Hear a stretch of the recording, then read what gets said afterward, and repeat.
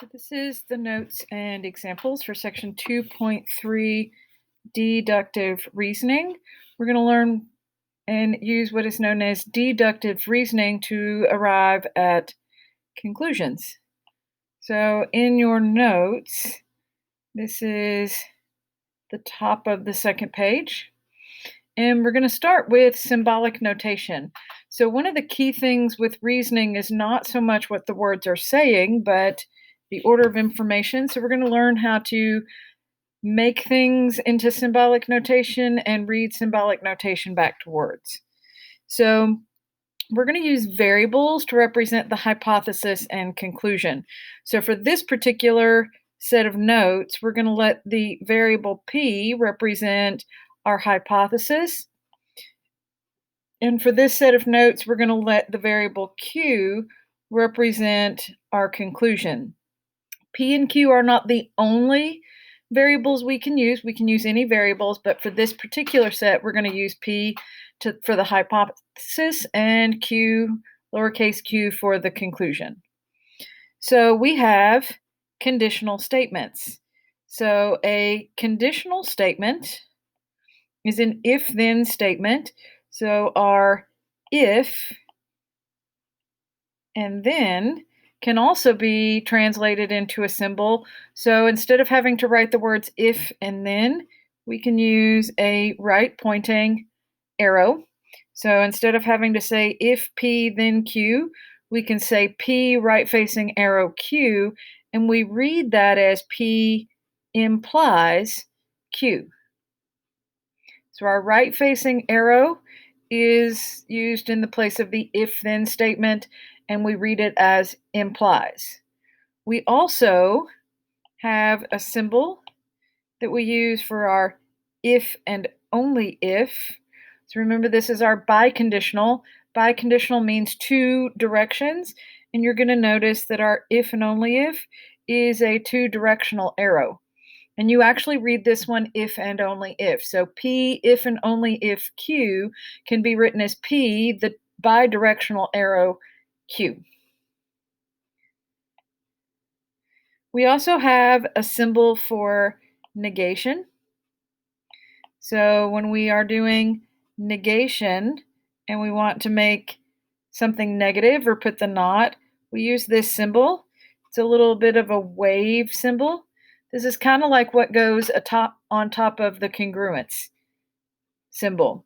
So if you see this symbol in front of a variable in symbolic notation, it means we are negating that symbol, and we read it as the word not. So we have our different types of statements. So we have our conditional statements, which are P implies Q, or if P then Q. We have the converse of that. Remember, our converse is formed by switching, so we switch it and now it's Q implies P. And then we have the inverse. Our inverse is the one that negates, so you're going to notice that the inverse has those negation symbols. And then we have the contrapositive, which does both the switching and the negating. So it also has the negating, but we switch. So pay attention to the location of your hypothesis and the location of the conclusion.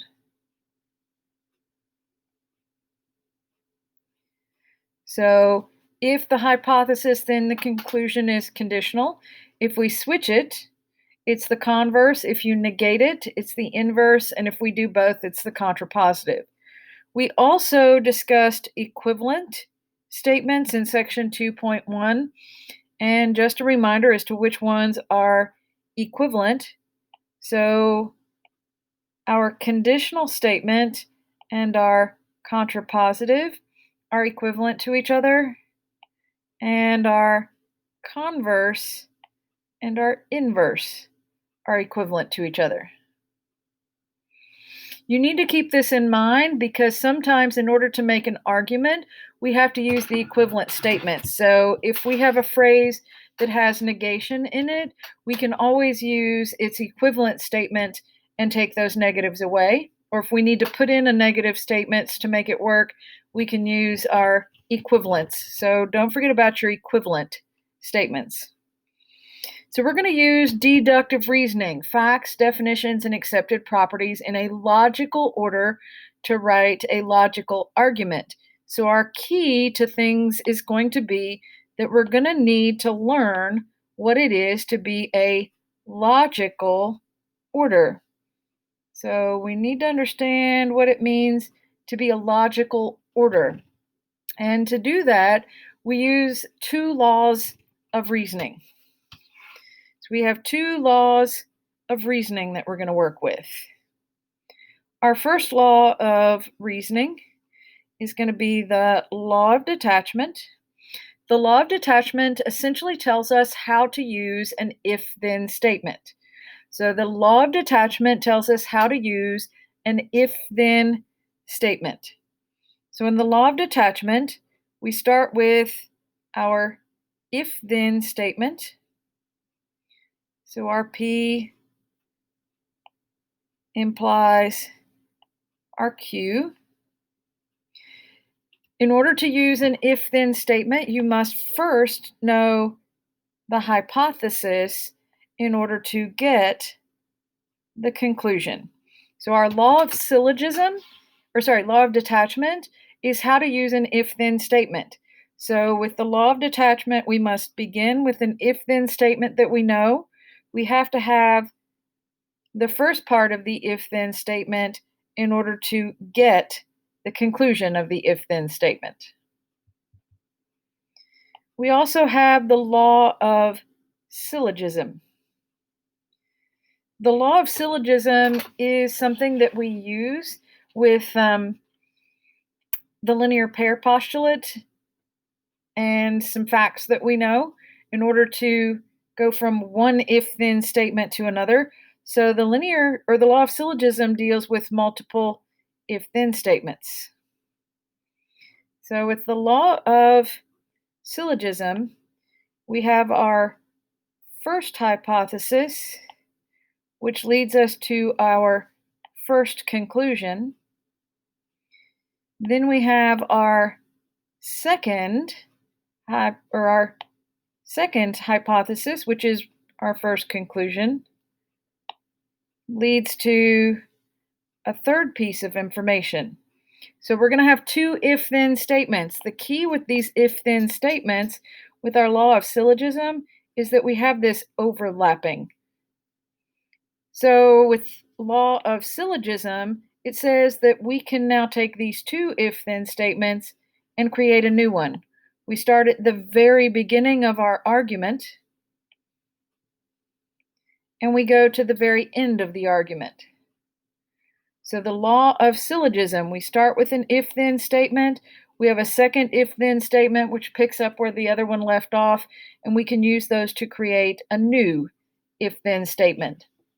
Law of syllogism often looks better if you kind of think about it in a linear fashion. So we have our beginning of the story, which leads us to our next step. And this next step leads us to a third piece of the puzzle. And when we put this together, we can take a shortcut and we can go straight from the beginning all the way to the end. And you can use as many if-then statements as you can link together. The key is that you have to have this shared middle link. So the law of syllogism is kind of like skipping over the middleman. So we're going to use this deductive reasoning. So remember that our P and Q represent statements, can be other letters. If we see the single facing arrow, it's for our if-then, and it's read as implies. We see the double arrow, then it's an if and only if. The little wave is our not symbol used for negation. So a conditional statement is P implies Q. Its converse is Q implies P. Our inverse is not P implies not Q. The contrapositive is not Q implies not P. And don't forget about our equivalents, because we're going to have to use this. The conditional and contrapositive are equivalent to each other, and the converse and inverse are equivalent to each other. Deductive reasoning is using our facts. The law of detachment is going to allow us to use our if-thens. So if we have the if-then statement, we know the first part is true, then we get the second part is true. The law of syllogism, if we have our first if-then statement, we have the repeat of information in a particular order. So the key to this law is that where our first statement ends, our second statement begins. So it kind of creates this middleman that we get to skip over. So we can go straight from the beginning to the end. So we can skip from the beginning all the way to the end. So we get to skip over the middle part of the argument. So let's put this to use. In our first set of problems, we are going to take the symbolic notation and we're going to take it back into words. So we're going to write our symbolic in words. We are told to assume that the original statements are true, and so we are also going to then decide if our new statement is true or false. So our first thing we do is we look at our statements. So the P is represented by the phrase, the value of x is -4. Our Q is represented by the equation 3x plus 2 equals -10. So in line 1, this is the not symbol, so this is not P. So we're going to negate phrase P. So when we do that, it's going to read the value of x is not, so there's our negation, so our not -4. Since the original statement was true, if we negate a truth, then it becomes false. So if you negate the truth, it becomes false. Problem 2. Problem 2 has that one directional arrow. So that one directional arrow is our implies. The implies is going to give us an if then when we write it back out in words.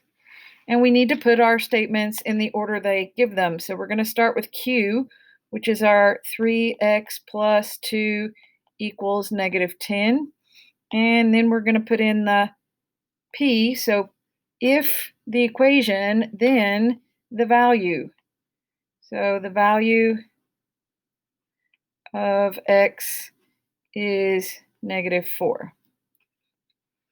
And if we solve this equation, so you would subtract 2 and then divide by 3, you would actually get that the value of x is -4. So this is a true statement. If you have that equation and solve it, the value of x is -4. Line 3. Line 3 has that one directional arrow. So this is our if then. It also has that little wave symbol. So we are going to have to negate our information and pay attention to the order in which we work with. So this one is going to be not P. So if the value of x is not -4, then not Q. So that means we take our equation, 3x plus 2 equals -10, and change it to a not equal to. And if you put anything into this equation other than -4, it will not actually work out to be -10. So this is also a true statement. If you put anything in for x other than -4, so say for example a 0, then you will not get -10. So if the value of x is not -4, then our equation is not going to equal -10.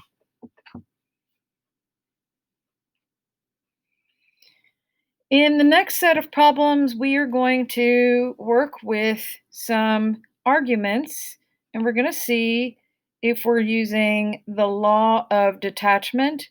So we start with our if-then, we get the if portion, and then the then portion. So pay attention to the order of the information. So you have to have an if-then where you know the if portion in order to get the then.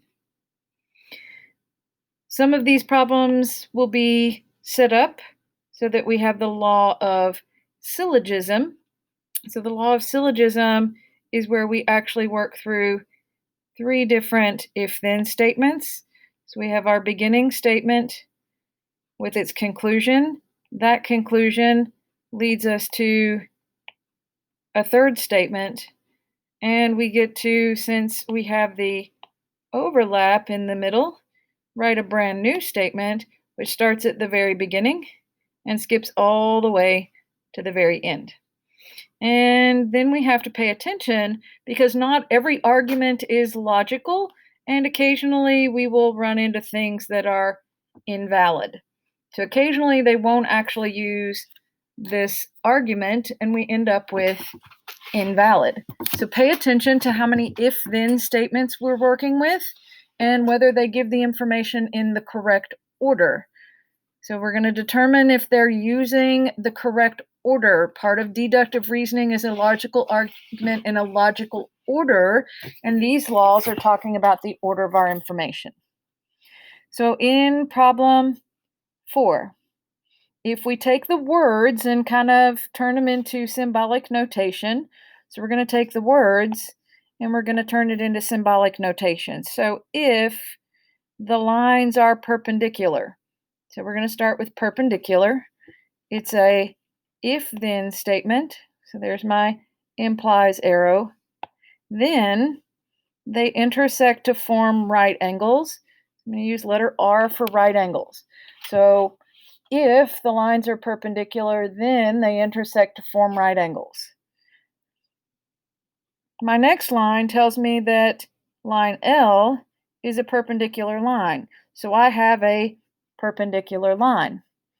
Line 3 says that lines L and M intersect to form right angles. So there's my right angles. And if we pay attention to the order of the argument, we start out with our if-then statement. We get the beginning of the if-then statement. We get the end of the if-then statement. So this is a law of detachment.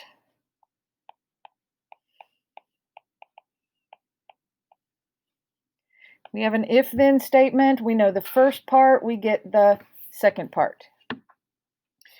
The next question. So in our next question, we start out with vertical angles are congruent. This is a sentence. There is no if or then. So we have to remember from section 2.1 how to take a sentence and turn it into an if-then. So what do we have? Vertical angles.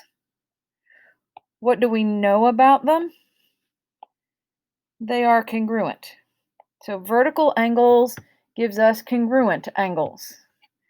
Then we look at the next line. So when we look at the next line, I'm looking for vertical angles or congruence. And this symbol is for the congruence. And then in line 3, they say vertical angles.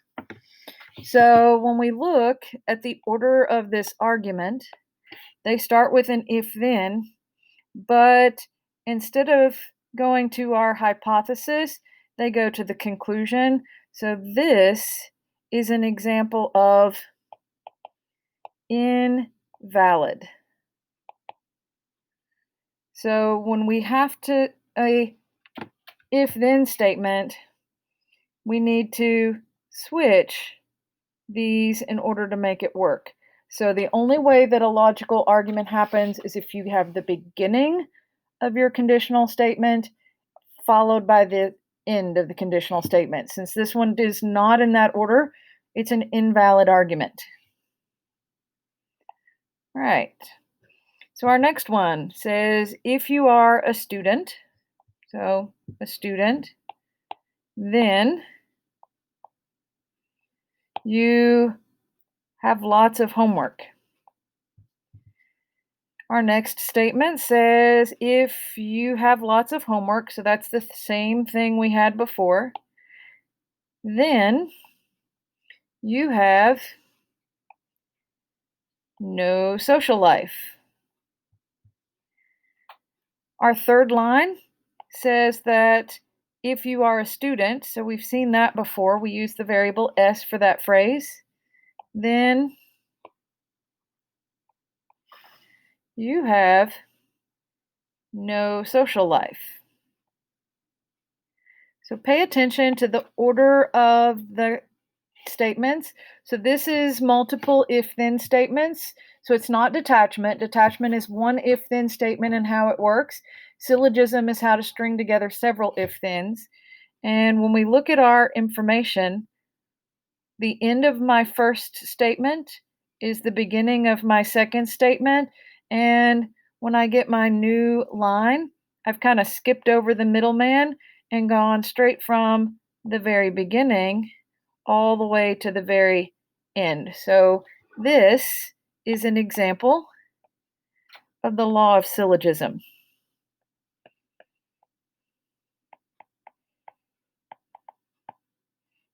So this is an example of an argument using the law of syllogism. Our first piece leads to the second piece leads to the third, so we can shorten this down and go straight from the beginning to the end. So pay close attention when we're working with our information. So in our next one, we're dealing with measures of angles. So we're going to start with the measure of angle 2, and it's going to imply something about the measure of angle 3. Our next line starts with the measure of angle 3, and it's going to tell us something about the measure of angle 4.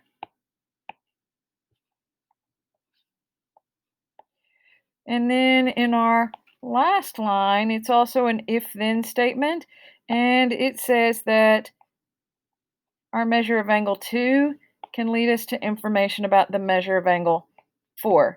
So pay attention to the order of the information. So this argument begins with information about number 2. We go to 3. Our information about 3 leads us to statement 4. So we're going to skip over the middleman and we go right from our beginning to the end. So this is once again an example of the law of syllogism. So you have to have that continuous flow in order to create a new statement. 2 to 3, 3 to 4, so we can skip over the middleman and go straight from 2 to 4.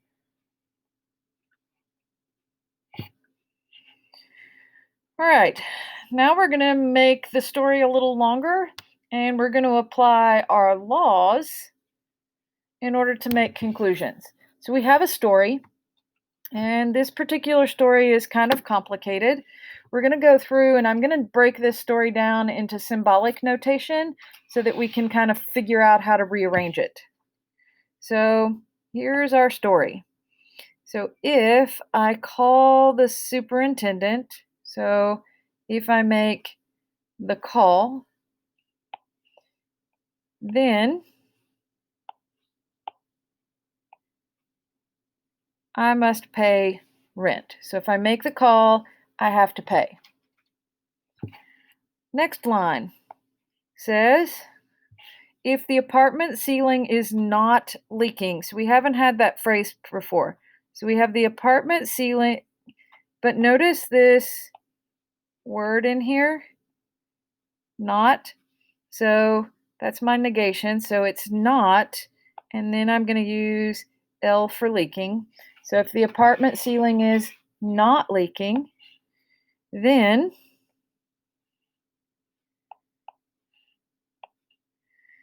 it is, once again, notice that word not raining.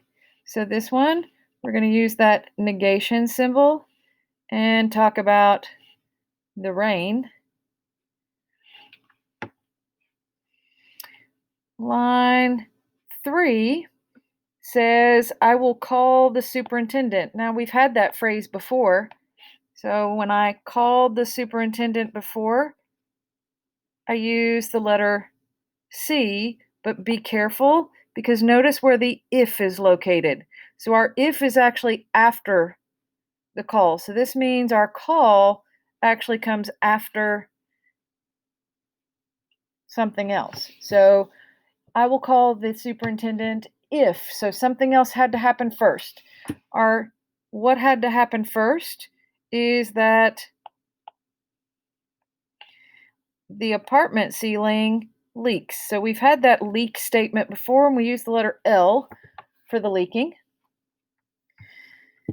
Next one says if it is not raining. So if it is not raining, so be careful. There's that word not again. So we've had that before. So we have the not and we have the raining.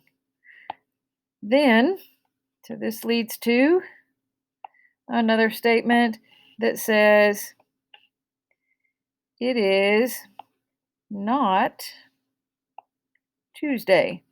So not Tuesday. All right. In problem 8, we're supposed to write the premises in an order which makes a valid argument. Our complication is some of our statements have negatives and some of our statements don't. So I'm going to apply my information about equivalent statements. In order to create an equivalent statement, I need to negate and switch. My contrapositive and my conditional statement are equivalent. The difference between them is we have to negate and switch. So I'm going to rewrite a couple of these arguments. So I'm going to kind of reboot my statements 1, 2, 3, and 4. So number 1 is okay the way it is. Number 2, I'm going to rewrite using its equivalent. Number 3 is okay. And then number 4, I need to rewrite. So I'm going to take away the negatives. So I have the call.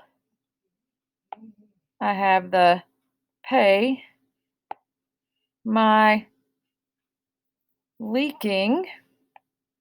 But lines 2 and 3 have those negatives. So I'm going to rearrange them and take away the negatives. So now it's going to be leaking follows rain. So rain leads to a leak. And also in this story, my next one is the Tuesday and the rain. So now instead of not raining being not Tuesday, it's going to be Tuesday is raining.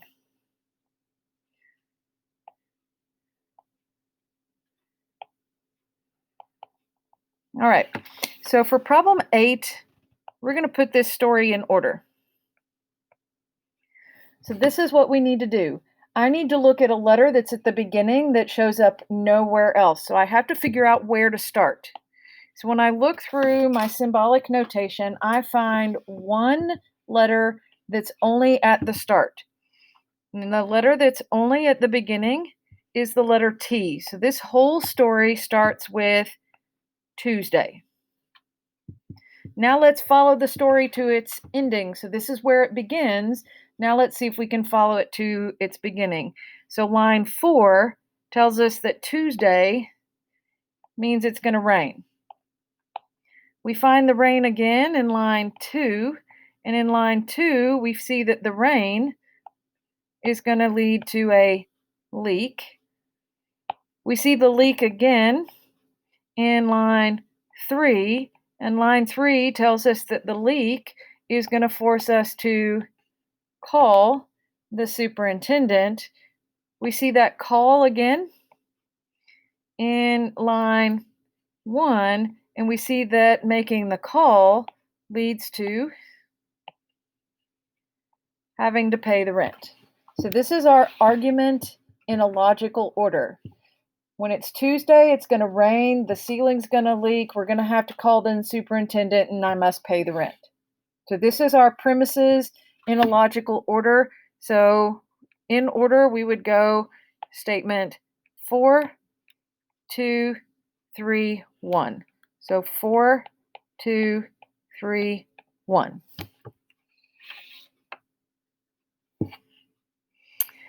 Problem 9 says that it is Tuesday. So we're going to use the law of detachment. So we're going to figure out, can you conclude that you must pay rent, and explain.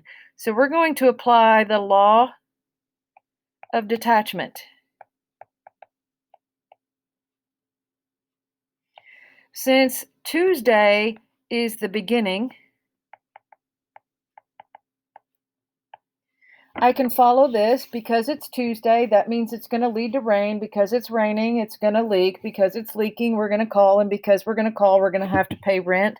So this is a yes situation. Since our information that we're told here is the beginning, we have the beginning of the story. So if we follow the law of detachment, it will lead us to the end of the story. Problem 10 has one little different. So problem 10, instead of having Tuesday, it says that it's not Tuesday.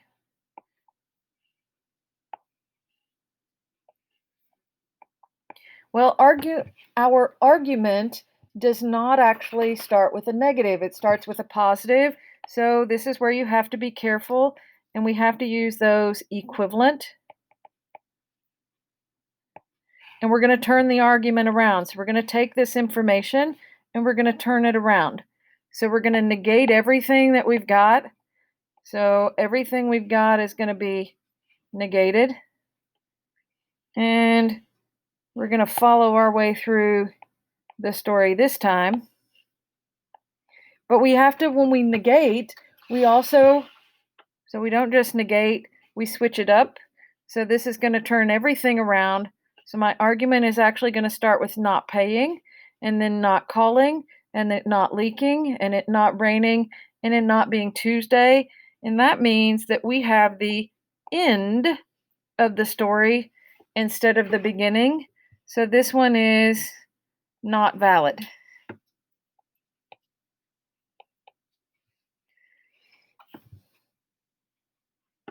We have to have the beginning of the story to reach the end, and because they put that word not in there to get the equivalent, we have to switch and negate the whole string of information. Okay, so use your notes wisely as you're going through the practice problems.